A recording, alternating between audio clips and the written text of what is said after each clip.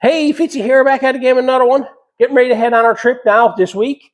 And we've have to realize that we've been having a lot of hot weather here. So last year we went off, we found it extremely hot in the machine. So I'm trying to find a simple and quick way to stay cool in the machine. I made two of these. They'll keep us cool. Stick around.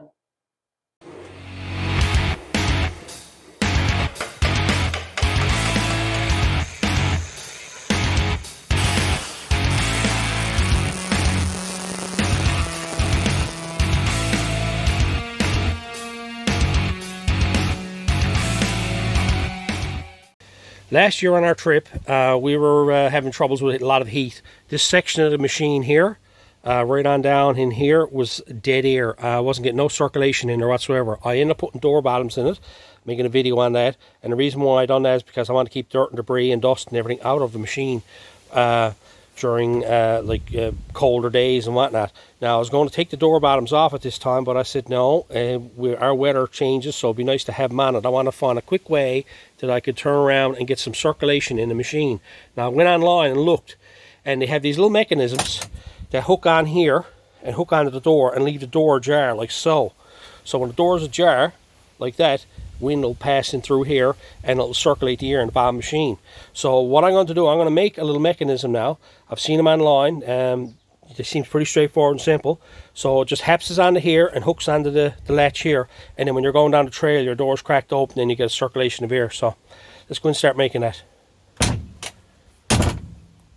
So I went through my steel and I found a piece of this here. It's a piece of 1 inch by 1/8 wall flat stock. And what I'm going to do is I'm going to cut two sections off now, because I want to make two of them, one for each door. And I've decided how wide I want to, and I'm just guesstimating at it. I'm going to make these about 5.5 inches long. So I'm going to cut two pieces out now, 5.5 inches long, and clean up the metal.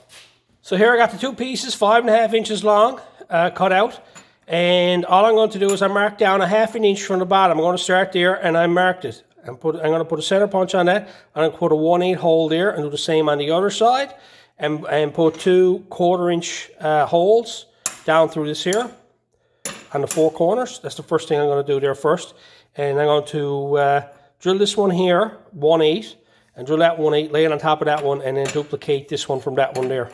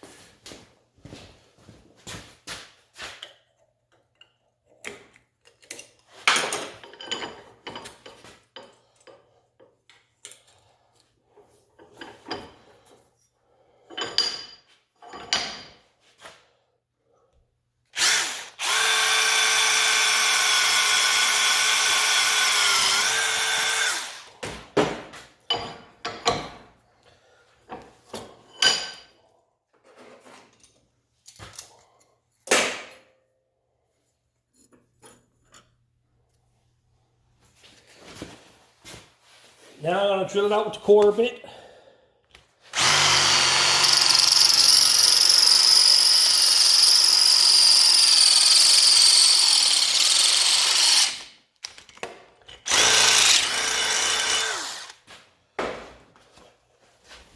Now let's do a test fit on the latch to make sure it's going to work. See? It hooks in there and latched. That'll stay in place and it shouldn't rattle.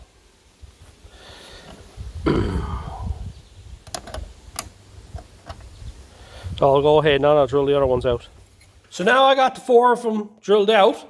What I got to do is, before I go at basically anything here now, this here on one end has, and the other end, one end has to be 90 degrees to the other one. So basically that end has to be flat there and the other end has to be like that there.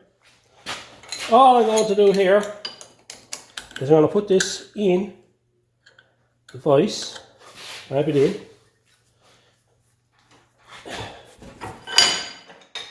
Then I'm going to take my crescent wrench, put it up on the top side up here, and just twist it 90 degrees.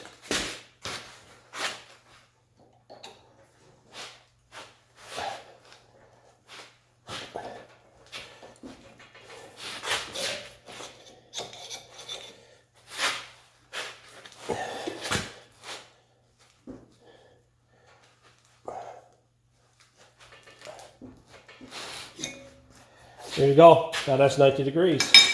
The other one. Now you got it set up like that there. One side will go in the latch and the other one will hook on. I'll bend the other one up there now. So you got 2 of them bent up. Okay. Now the next trick we got is I got to put a hook on one end. Okay.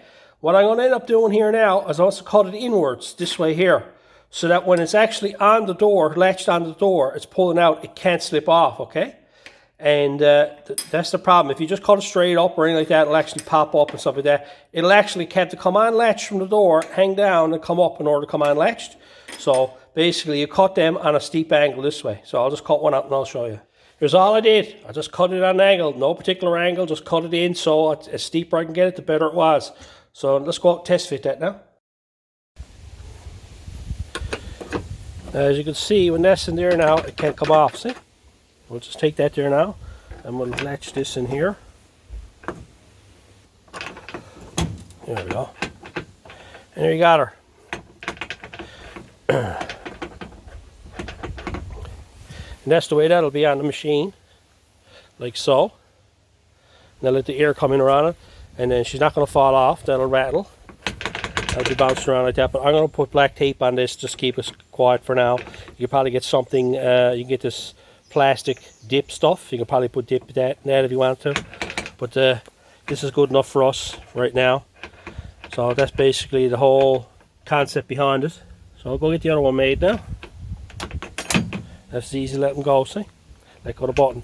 It's not going to fall off because the way it's on there. You actually got to take this now and actually maneuver it to get it off, see? So when this is this way here, straight out, there's no way that can fall off, see? It has to be taken up on an angle and taken off.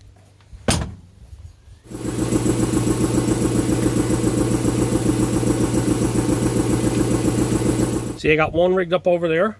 It's all rigged up. And I got the other one here. We found last year we had some days that were cold and some days that were hot. And we found we needed circulation. So by doing this now, we got circulation here. And you may be wondering, like, you know, how hard is this to get out of? It's just press the button and then the door opens, see? So it's all hooked up on the latch mechanism, so it doesn't interfere with getting in and out of the machine when you're driving along the trails, right? So like if you got to get out in a hurry or something like that, and it's a matter of picking up on it and then hapsing it back on again, like so. See? So I'll get them all painted up now, and probably what I end up doing, I'll probably just for now put some black tape on that for now, and then later on I'll have a look for that stuff you can dip in it, and we'll put a dip on that so it'll actually keep it from making that rattling noise, right?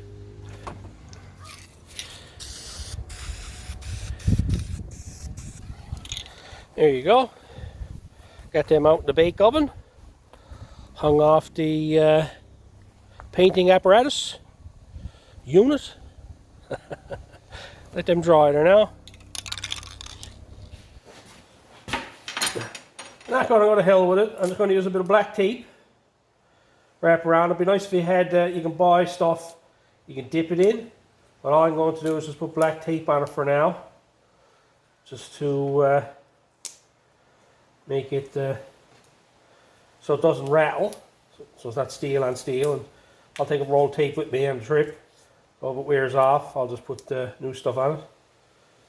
It's not pretty, but more of a purpose-built item than make it look perfect. This is the last minute thing I got to do now before our trip.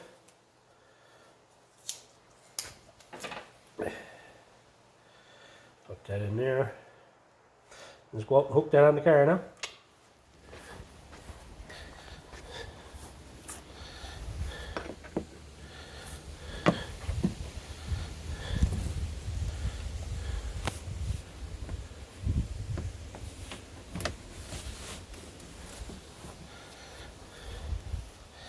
Here you go. Doesn't rattle. Yeah, nice bit of fresh air then coming in from front of the machine in through there. Gets on the open trails. I'll do for then. Take that out, and I'll throw them in there.